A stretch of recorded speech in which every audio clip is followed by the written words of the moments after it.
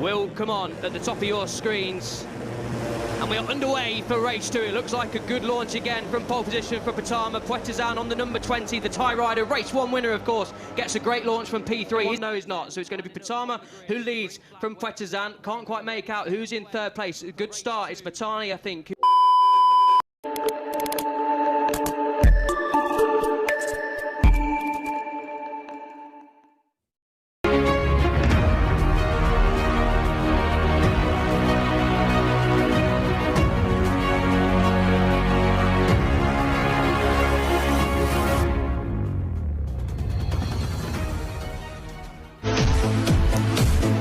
Assalamualaikum, halo semua. Jumpa lagi dengan Buriram Satria di channel Bukan Pengawal, channel yang membahas seputar dunia otomotif roda 2 dan info balap.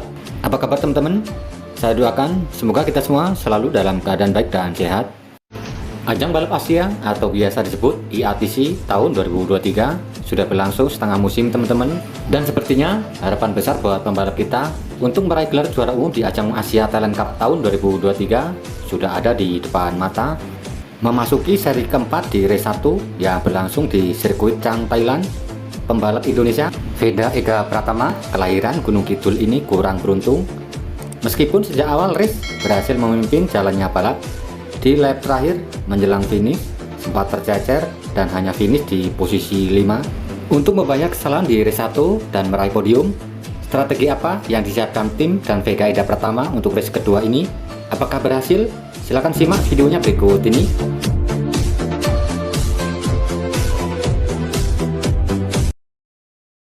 Will come on at the top of your screens. And we are underway for race 2. It looks like a good launch again from pole position for Pratama. Puetazan on the number 20, the Thai rider, race 1 winner, of course, gets a great launch from P3. Is he going to make a lunge up the inside at turn 1? No, he's not. So it's going to be Pratama who leads from Puetazan. Can't quite make out who's in third place. A good start. It's Matani, I think, who is in third place. So a good start from the second row from the number 2. Now the slipstream comes into play. Who's going to lead down into turn 3? Again, Matani to hit the front. In fact, it could be anyone here. There's 5 guys all trying to take the lead. In the end, is that Pratama that just sweeps around the outside. He goes wide though. Who on earth is leading in the end? It's the number 14 of Adaki that comes through in front. Deary me, it's gloves off. Opportunity perhaps for the man behind Ojiwara to try and pounce here. He won't have got the best drive, Pratama. Ojiwara's maybe going to have a look up the inside into the opening corner here. Not close enough. Still Pratama that leads the way. Lap 2 begins, and it's an absolute freight train here in the Ajaib Talent Cup, just as we expected. Ogiwara on the number 16 machine. Daki across the line, leading the way with the fast lap of the race, but not for long. Takahira then sets the fastest lap of the race. This is going to change lap by lap, corner by corner. We're going to go through turn 1, the right-hander. First lap, that's exactly what he's done. Azawa now up into 4th, behind yesterday's race winner, Puetazan. Yeah, Puetazan reacting well from the small contact or a little bit of an incident down at turn 7 on the second lap. Again on the exit, Takahira on the number 9 looks across at Puetazan, just says probably hello, good morning. I think they're all going to be awake by now. This is fantastic racing as Adaki leads going back up to turn 4. This is a replay of what happened down into turn 12 and lap 3. Puetazan up the inside, just runs it a little bit wide, gets it a little bit out of shape on the curbs, and when he's trying to get on the gas, Pratama's just in his way. So nothing wrong with that, just a little bit close racing, and then 11 laps to go here in race 2. Across the line, Adaki that leads once again. He's happy to be out front here as a Japanese rider and control the pace so far. Pratama, you feel, just has a little bit extra, and I'm sure he'll be getting quite frustrated. Yesterday, 5 riders were able to edge clear, and although it was pretty messy... Going for it again, but this is playing into the hands of the riders who are chasing in the lower ends of the top 10. In fact, just looking down at time screens, Azawa's dropped to, well, he was 10th across the line, but he's made it up back into the top sort of 5 or 6 there on our timing screens. As we cross the line, 10 laps to go. Adaki leading the way. Led the way all through that lap, didn't he, Adaki, apart from Pratama trying to stick it at the inside at turn 5. But as we've seen, it won't cost him too much. Let's get a replay of what happened there. Look at Puetazan on the number 20. Down into turn 3, late on the brakes. Gets into P1, Azawa hanging it around the outside, then Adaki just subs it up the insides, and then, yeah, just as Pratama's coming on to make a late apex on the racing line, it doesn't go 2 for 1 down there, unfortunately, and Adaki just loses a bit of time. Break for victory here. He's stretching out this leading group. It's as separated as we've seen throughout this race so far. Pratama has had half a lap to be able to try and get into his rhythm, and that's exactly what he's done. Alarm bells are going to be ringing here. Pratama almost half a second clear as they come across the line. They have to try and bite back through these opening two. Indonesia in race 1 at least.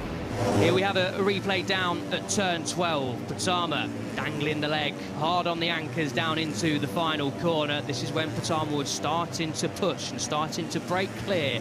Across the line, it was down to 4/10, so he lost a tenth, did Pratama, on that final lap that we just see corner by corner, because as we've seen, even with half a second advantage and Pratama's pace, he made that little mistake, didn't he, down at turn 4. Wouldn't have cost him too much time, maybe a tenth or two, but even so, even with clean air, the riders were able to just use the slipstream, keep it nice and steady as Pratama runs in a little bit too hot down at turn 12. So just like that, across the line we go. Adaki leads the way from Pratama, Pratama down to 3rd place. Matani hold on to 3rd as we now rejoin the leading group, and it is Pratama still sat there in 2nd, but it's Pratama that has now hit the front of this race. So what lead group have we got? We've got a lead group of 7. We had a lead group of 5 yesterday. Ogiwara and Takahira have joined the fight. The riders have finished P6 and P7 yesterday. The number 16 and the number 9 riders, they weren't in this battle yesterday. The other 5 were, so the other 5 know exactly what to expect.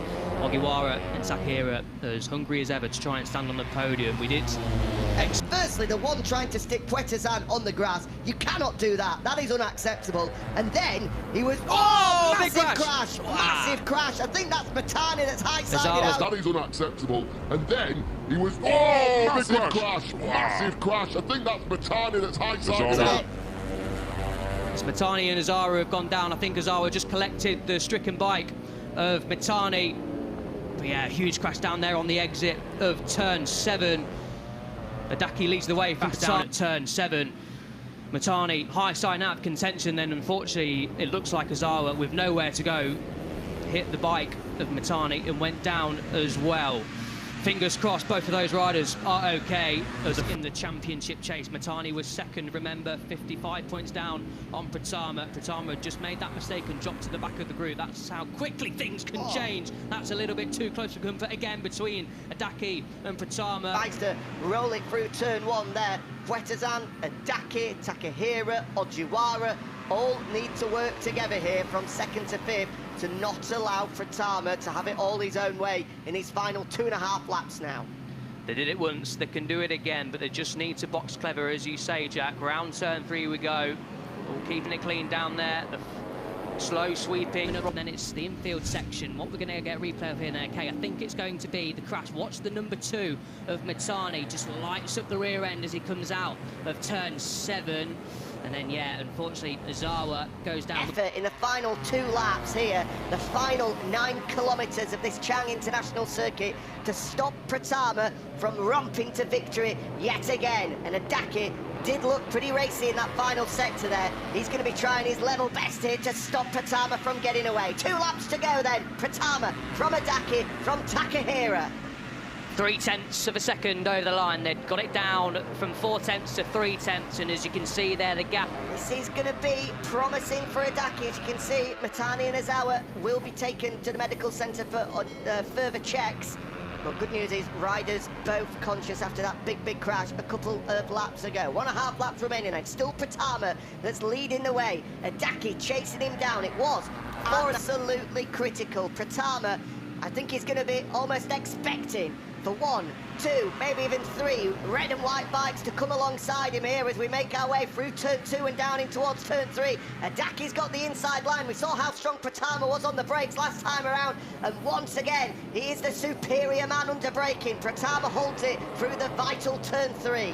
Pratama makes a good move down at turn 3. He's now up to P3, was P5 half a lap ago, but the number 20 has locked his radars on. 8 and 9, brilliant! Big moment on the rear though, and now will allow Pratama to come back through surely. No way through, somehow Adaki holds on. It's all going to come down to turn 12 once again. Adaki leading the way. Pratama in 2nd place, and the home hero number 20 of Pratama in 3rd place. Adaki takes the inside line. Pratama late on the brakes. Pratama trying to hang it around the outside. Pratama cuts the inside, and Pratama's going to win. What a move on the final lap. What a win for Veda Pratama, expertly done at turn 12, and the number 7 is winner for the 6th time in 2023 and takes a huge leap towards claiming the 2023 title. Championship standings on your screen. 181.74 now the lead heading to Malaysia. What a last lap and what a victory. Went from P1 to P5 at the final corner, but no mistakes were made this time around. It was Marc Marquez-esque. The cutback